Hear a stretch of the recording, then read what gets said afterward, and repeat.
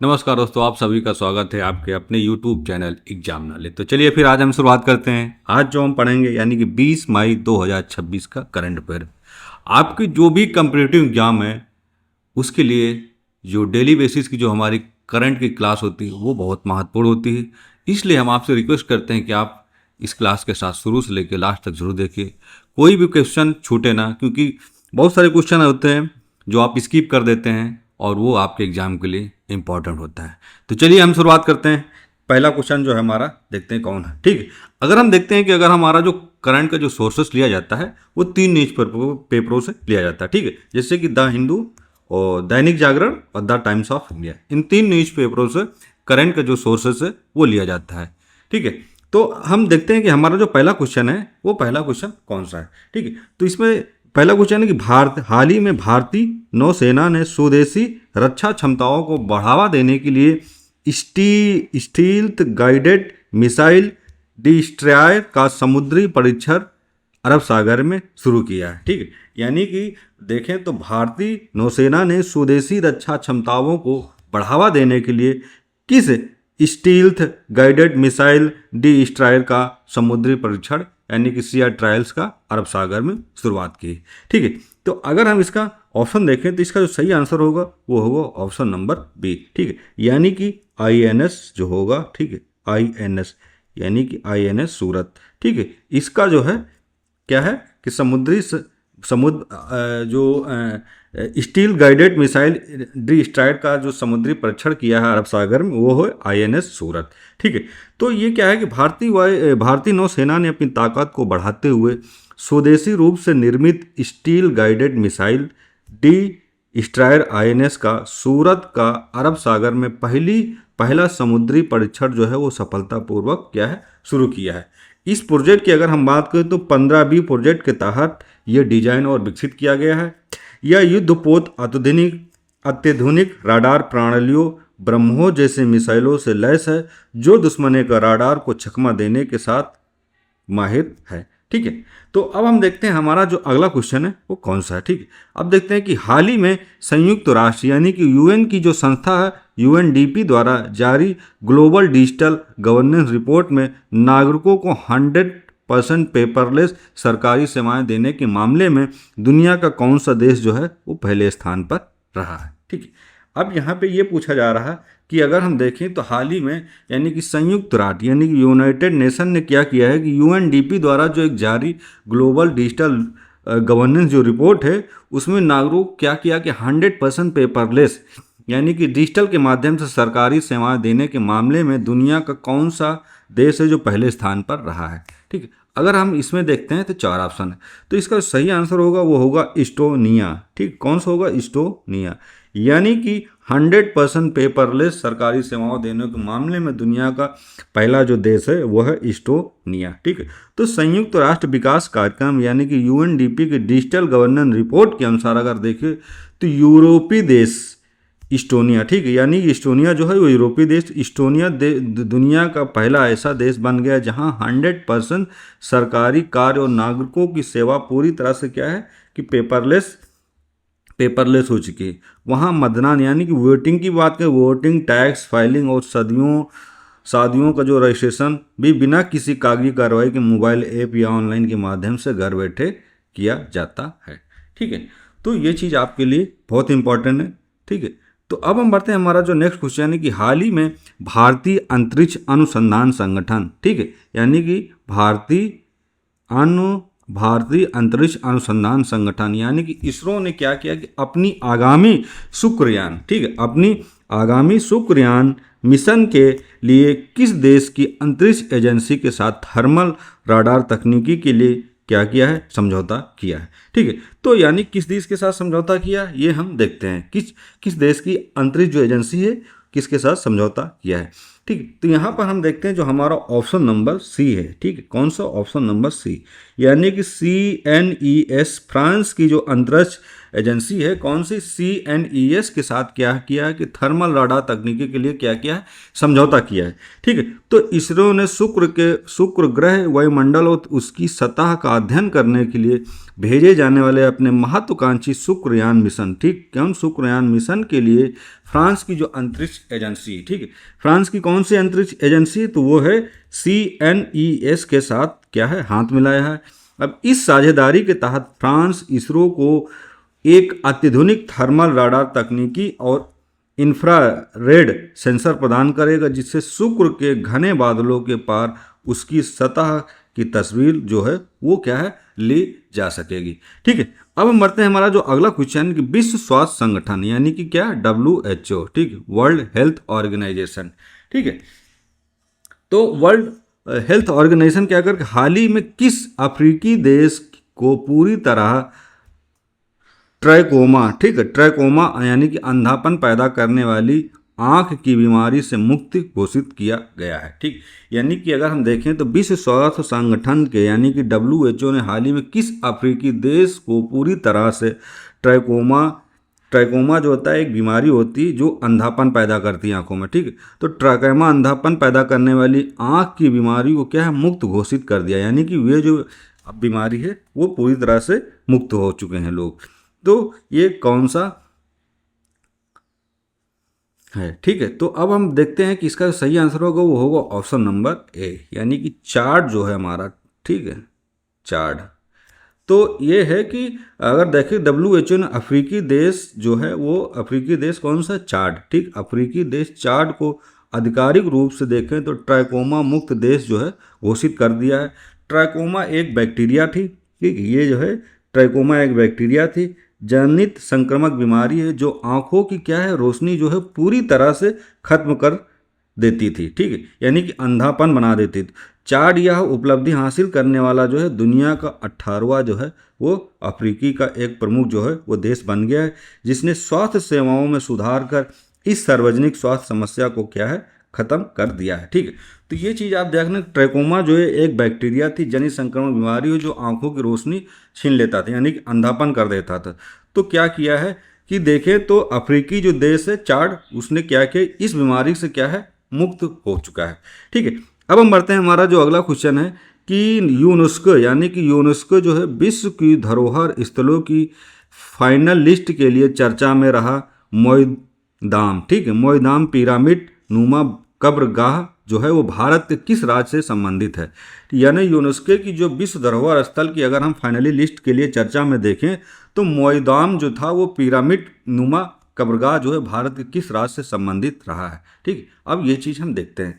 तो अगर हम सही आंसर की बात करें तो इसका जो सही आंसर होगा वो होगा ऑप्शन नंबर बी, ठीक है, यानी कि आसाम जो भारत का जो राज्य है कौन सा, आसाम जो है वो मोईदाम पिरामिड नुमा कब्रगाह चर्चा में रहा है। तो आसाम के चराईदेव स्थित में अहोम साम्राज्य के मोईदाम के को यूनेस्को की फाइनल लिस्ट में शामिल किए जाने की प्रक्रिया जो है वो अंतिम चरण में है। तो ये मोईदाम असल में अहोम राजाओं और रानियों के पिरामिड की तरह दिखने वाले टीलेनुमा प्राचीन जो है वो कब्रगाह है। इस मान्यता से पूर्वोत्तर भारत के ऐतिहासिक पर्यटन और वैश्विक स्तर पर एक बड़ी पहचान जो है वो क्या है, मिलेगी। ठीक है, अब हम बढ़ते हैं हमारा जो अगला क्वेश्चन है, देखते हैं कि कौन है कि कृषि वैज्ञानिकों ने भारत की पश्चिमी, ठीक है, भारत की पश्चिमी रेगिस्तानी इलाकों के लिए किस फसल की एक विशेष नई वैरायटी विकसित की है जिससे मारू सोना नाम दिया गया है। ठीक है, जिसे क्या नाम दिया गया है, मारू सोना नाम जो है वो दिया गया है। तो अगर हम देखते हैं इसका जो अगर छठा क्वेश्चन जो है इसका जो सही आंसर होगा वो होगा ऑप्शन नंबर क्या है, सी, ठीक, यानी कि बाजरा जो है, ठीक, एक नई वैरायटी का जो बाजरा विकसित किया जिससे मारू सोना नाम दिया गया है। ठीक है, तो अगर हम देखें तो इसका जो है कि भारतीय कृषि अनुसंधान यानी कि ICR की अगर हम बात करें तो ICR केंद्रीय मारू क्षेत्र अनुसंधान संगठन, ठीक है, केंद्रीय मारू क्षेत्र अनुसंधान संगठन यानी CAZRI के वैज्ञानिकों ने बाजरे की एक विशेष, ठीक है, किसकी, वैज्ञानिक बाजरे की एक विशेष नई किस्म विकसित की है जिससे मारू सोना नाम दिया गया है। ठीक है, ये चीज़ आप लोग याद रखना कि मारू सोना यानी कि बाजरे की एक विशेष और एक नई किस्म की जो प्रजाति है उसको विकसित किया है जिससे मारू सोना नाम जो है वो दिया गया है। तो अगर हम देखें तो यह जो वैरायटी है ये राजस्थान और गुजरात के भीषण तापमान यानी गर्मी और बेहद कम पानी यानी कि सूखे की स्थिति में भी बम्पर पैदावार देने में क्या है सक्षम, जिससे किसानों की आय जो है वो बढ़ेगी। ठीक है, तो जैसे कि राजस्थान और गुजरात की अगर हम बात करें तो वहाँ पर भीषण गर्मी यानी कि गर्म तापमान जो होता, ठीक है, तो सूखे और पानी की कमी से भी क्या होगा, बम्पर पैदावार होगी, जिससे क्या हो किसानों की जो आय है वो क्या है बढ़ेगी। ठीक है, किसानों की जो आय है वो क्या है बढ़ेगी।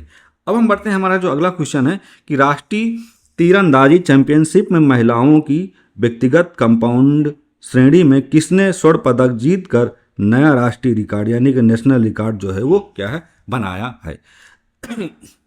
ठीक है, तो राष्ट्रीय तीरंदाजी चैंपियनशिप में अगर हम देखें तो महिलाओं की जो व्यक्तिगत कंपाउंड श्रेणी है वो कौन सी किसने स्वर्ण पदक जीत कर एक नया राष्ट्रीय यानी कि नेशनल रिकॉर्ड जो है वो क्या है बनाया है। ठीक है, तो अगर हम देखें इसका जो 7वां जो क्वेश्चन है, ठीक है, तो इसका सही आंसर होगा वो होगा ऑप्शन नंबर बी। ठीक है, यानी कि आदिति गोपीचंद स्वामी जो हैं उन्होंने क्या किया, एक स्वर्ण पदक जीत कर एक नेशनल रिकॉर्ड जो है वो अपने नाम किया है। ठीक, तो भारत की स्टार तीरंदाजी जो हैं वो आदिति गोपीचंद स्वामी ने क्या किया कि राष्ट्रीय तीरंदाजी चैंपियनशिप की महिलाओं की व्यक्तिगत कंपाउंड श्रेणी में बेहतरीन प्रदर्शन करते हुए स्वर्ण पदक यानी कि गोल्ड मेडल जो है वो अपने नाम किया। इस दौरान उन्होंने फाइनल मुकाबले में सटीक निशाना लगाकर राष्ट्रीय अंकों का एक नया रिकॉर्ड जो है वो स्थापित किया है। ठीक है, अब हम बढ़ते हैं, हमारा जो अगला क्वेश्चन है कि अगला जो क्वेश्चन है हमारा वो कौन सा है। ठीक है, तो देखते हैं केंद्र प्रायोजित योजना यानी कि प्रधानमंत्री जन विकास कार्यक्रम, ठीक है, कौन सा PMJVK का एक संचालन जो है मुख्य रूप से किस मंत्रालय द्वारा जो है वो शुरू किया जाता है। ठीक है, यानी कि ये जो मंत्रालय है ये किस मंत्रालय जी ने, यानी कि अगर हम बात करते हैं केंद्र प्रायोजित जो योजना है वो प्रधानमंत्री जन विकास कार्यक्रम, ठीक है, कौन सा प्रधानमंत्री जन विकास कार्यक्रम जो है, ठीक है, वो इसका जो संचालन है वो मुख्य रूप से किस मंत्रालय द्वारा जो है वो किया जाता है। ठीक है, तो ये किस मंत्रालय द्वारा किया जाता है, तो ये जो होता है ऑप्शन नंबर ए। ठीक है, यानी कि अगर हम बात करें तो केंद्र प्रायोजित योजना यानी कि प्रधानमंत्री जन विकास कार्यक्रम का जो संचालन है वो अल्पसंख्यक कार्य मंत्रालय द्वारा जो है वो क्या है संचालित किया जाता है। ठीक, तो प्रधानमंत्री जन विकास, ठीक, प्रधानमंत्री जन विकास कार्यक्रम की अगर हम बात करें तो एक केंद्र प्रायोजित योजना है जिससे अल्पसंख्यक कार्य मंत्रालय द्वारा चलाया जाता है। इसका अगर हम मुख्य उद्देश्य जो होता है वह चिन्हित अल्पसंख्यकों बहुल क्षेत्रों में बुनियादी ढांचा, जैसे कि अगर हम देखें तो जैसे कि स्कूल, कॉलेज, कौशल विकास केंद्र, पेयजल सुविधाएं, जो अस्पताल, छात्रावास तैयार करना ताकि सामाजिक और आर्थिक असमानता को क्या है कम किया जा सके। ठीक, तो ये चीज़ आप लोग याद रखना है कि स्कूल, कॉलेज, कौशल विकास, पेयजल, अस्पताल, ठीक है, और छात्रावास और सामाजिक आर्थिक क्या है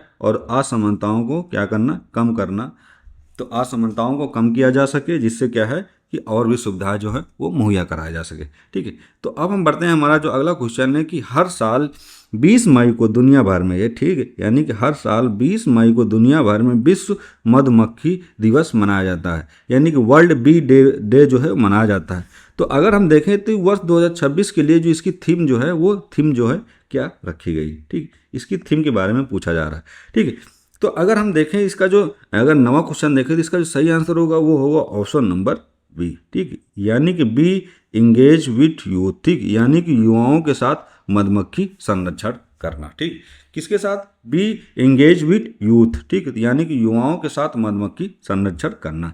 तो अगर हम देखें तो वैश्विक पारिस्थितिकी तंत्र यानी कि इकोसिस्टम और खास सुरक्षा में मधुमक्खियों के योगदान को रेखांकित करने के लिए हर साल 20 मई को वर्ल्ड बी डे जो है वो मनाया जाता है। इस वर्ष अगर हम देखें तो इसकी जो थीम होगी वो होगी पर्यावरण और जैव विविधता संरक्षण में युवा पीढ़ी की भागीदारी को बढ़ावा देने के लिए बी इंगेज विथ यूथ तय की गई है। ठीक है, क्या की गई है कि देखें तो जैव विविधता संरक्षण में युवा पीढ़ी की भागीदारी को क्या है बढ़ावा देने के लिए, यानी बी इंगेज विथ यूथ जो है वो तय की गई है। ठीक, अब हम बढ़ते हैं, हमारा जो अगला क्वेश्चन यानी कि हमारा जो लास्ट क्वेश्चन है कि श्रीलंका के कोलंबो में आयोजित इंटरनेशनल फ्लीट यानी कि फ्लीट रिव्यू यानी कि IFR में भारतीय नौसेना का जो प्रतिनिधित्व है वो किस स्वदेशी एयरक्राफ्ट यानी कैरियर विमान वाहक पोत ने किया है।